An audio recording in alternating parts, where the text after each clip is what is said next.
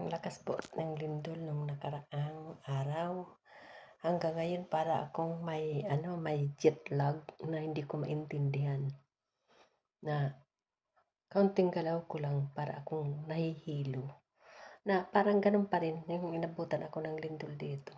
Nagluluto ako, tumakbo ako papunta sa labas. Hinayaan ko na yung niluluto ko umaapoy. Hindi ko na yung pinansin. Basta tumakbo ako papunta sa labas. Ayun. Mula noon hanggang ngayon, parang ang utak ko, parang lumulutang ako na hindi ko maintindihan. Ito na siguro ang kasi ng senior na eh. Mahirap talaga pag matanda ka na. Walang magagawa.